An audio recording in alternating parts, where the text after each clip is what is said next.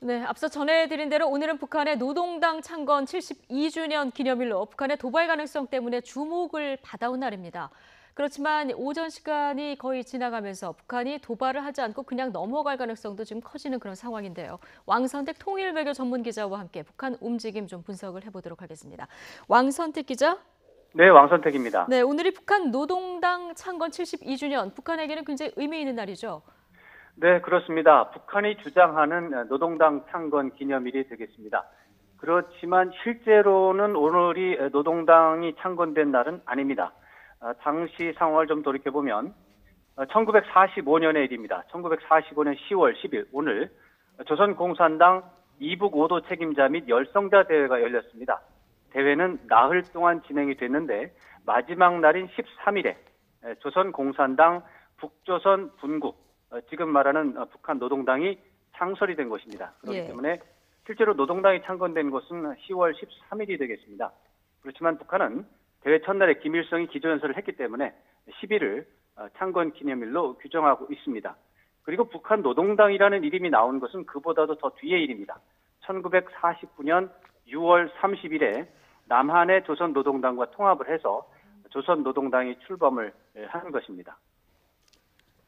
네, 북한이 오늘을 계기로 미사일 발사 같은 도발을 감행할 수 있다 이런 전망이 나왔었는데 지금 11시 46분을 막 지났거든요. 아직 네. 도발 소식은 확인이 되지 않고 있는데 자 그렇다면은 오늘 도발할 가능성은 도발하지 않을 가능성이 지금 좀 커지는 겁니까? 네, 점점 커진다고 봐야 되겠습니다. 북한이 과거 도발을 하면 대개 12시 이전에 감행을 했습니다. 북한 시간으로 지금이 오전 11시 30분을 막 지나는 상황이 되겠습니다만 북한은 오후보다는 오전에 도발을 많이 했었습니다. 그렇기 때문에 오늘 도발하지 않을 가능성도 이제 좀 봐야 된다. 이렇게 봐야 되고요. 국가정보원은 국회에 보고해서 노동당 창건일인 10일, 오늘과 중국공산당 대회 개최일이 이제 18일인데 이때 도발할 가능성이 유의한다. 이렇게 보고한 바 있습니다. 그렇지만 10일과 18일 자체를 주목했다기보다는 북한이 도발 준비를 이미 모두 마쳤고 언제든 도발을 할 수 있다. 도발 가능성이 있다. 그래서 예의주시한다는 의미로 해석을 할 수가 있겠습니다. 한편 북한의 도발 가능성과 관련해서 다른 맥락이 있습니다. 미국 로널드 레이건 항공모함이 이달 중순 동해로 출동을 해서 한미 해군 연합훈련을 하기 때문에 군사적 긴장 고조 가능성은 항상 존재하고 북한의 도발 가능성은 이달 내내 지속될 것으로 봐야 되겠습니다. 오늘은 아니더라도 이달 내내 군사적인 어떤 긴장은 있다 이렇게 봐야 되겠군요. 그렇습니다. 자 그런데 북한이 오늘 도발을 하지 않는다면 그 이유는 뭐라고 보십니까? 네, 북한 지난 2주일, 3주일 동안 좀 특이한 행태를 보였습니다. 약 사태를 관망하는 게 아닌가 이런 관측이 나오고 있습니다. 사실 북한은 최근 지난해부터 올해까지 핵과 미사일 역량을 최대한 고도화해서 미국의 관심을 이끌어내고 또 미국과 핵 담판을 하는 것이 단기적인 목표였습니다. 그런데 북한은 이미 미국의 관심을 끄는데 성공을 했습니다. 사실 미국과 직접 또는 중국을 거쳐서 간접적으로 접촉을 하는 상황으로 추정을 할 수 있습니다. 북한과 미국이 이런 상황 속에서 서로 무력 시위를 하면서 전쟁 분위기를 고조하는 국면이 이제 어느 정도 지나고 미국과 핵 담판을 앞둔 마지막 준비 단계로 인식하는 것으로 현재 추정을 할 수가 있겠습니다. 이런 상황 속에서 북한은 미국과의 물밑 접촉 상황에 따라서 유리하면 도발을 하고 불리하면 도발을 자제하는 그런 상황을 예측할 수 있고요. 현재는 유리한가 불리한가 이런 것에 대한 상황보다는 그래서 도발보다는 사태 관망 또는 협상 준비 또는 국면 전환 대비 이런 상황이 더 강조되고 있는 것으로 해석할 수 있습니다. 왕선택 기자, 북한이 노동당 전원회의를 개최했는데 이것도 같은 맥락으로 보면 될까요? 그렇습니다. 북한은 국면 전환, 즉 미국과 핵 담판 아니면 정반대로 군사적인 긴장이 더욱더 고조되는 상황을 목전에 두고 체제 정비를 한다든가 아니면은 전열을 정비하는 차원, 그런 차원에서 전원회의를 한 것으로 이해할 수가 있겠습니다. 기본적으로 이번 회의에서 기존의 병진 정책 정당성을 재확인을 했고요. 그렇지만 지금 말씀드린 것처럼 핵담판 결과가 아니면 물밑 접촉 상황이 여의치 않다면 지금보다 더 나쁜 상황까지도 예상하면서 대외적으로 집단적인 저항 의지도 표현하고 또 대내적으로 김정은을 중심으로 하는 단결을 또 촉구하는 그런 의미가 있겠습니다. 예. 다만 전쟁 가능성보다는 협상을 통한 문제 해결 가능성에 기대를 더 거는 것으로 분석이 됩니다.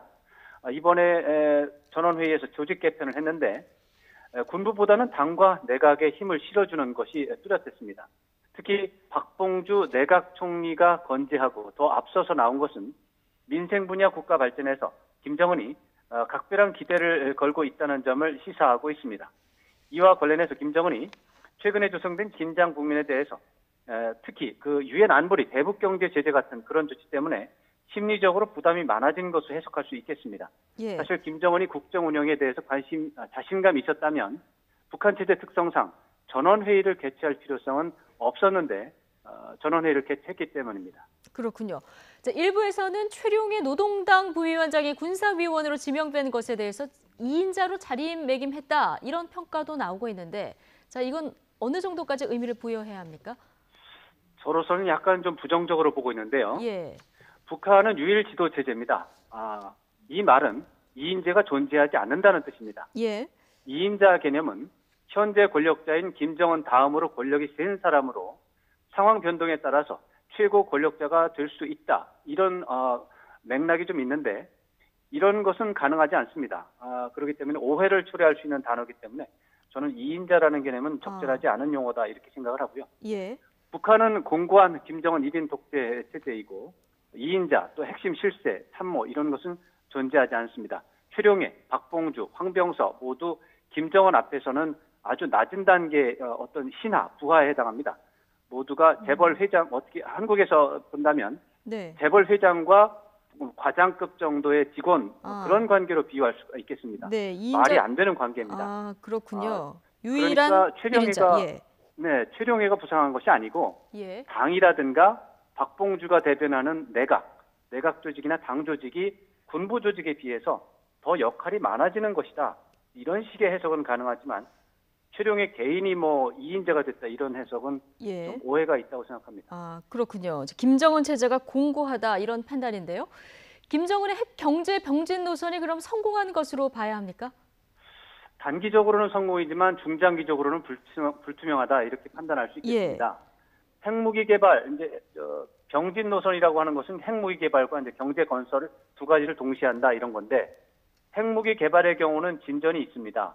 그렇지만 경제 개발에서는 진전이 없는 상황입니다. 김정은은 다시 말해서 대국민 공약을 지키지 못하는 그런 상황이 되겠습니다. 올해 신년사에서 자신의 능력이 부족하다 이런 자책 발언을 해서 눈길을 끌었는데 내년 신년사에서도 이런 자책 발언을 하지 않을 수 없는 그런 상황입니다. 결론적으로 북한은 최근 핵과 미사일 개발로 체제 안정을 매우 과시하고는 있는데 경제적인 불안 상황은 지속하고 있다는 평가를 할 수 있습니다. 지난해까지는 북한 김정은 체제가 사실 금방 붕괴할 수도 있다. 이런 얘기가 많았고 예. 북한이 무너지기를 기다리면서 대북 정책에서 오판이 좀 있었습니다만 정반대로 김정은 체제가 완전 무결하다. 이렇게 믿고 무조건 압박해야 된다. 아니면 무조건 대화를 해야 된다. 이런 것도 중대한 오판을 할 수 있는 가능성이 있다고 보겠습니다. 예. 북한 상황을 냉철하게 진단하고 정확한 처방을 내리기 위해서 북한 문제에 대해서 진지하고 신중한 관찰, 판단이 어느 때보다 필요한 시기라고 하겠습니다. 예. 자, 어느 때보다 신중한 지금 시기인 것만은 분명한 것 같습니다. 여기까지 듣겠습니다. 왕선택 YTN 통일외교 전문기자였습니다.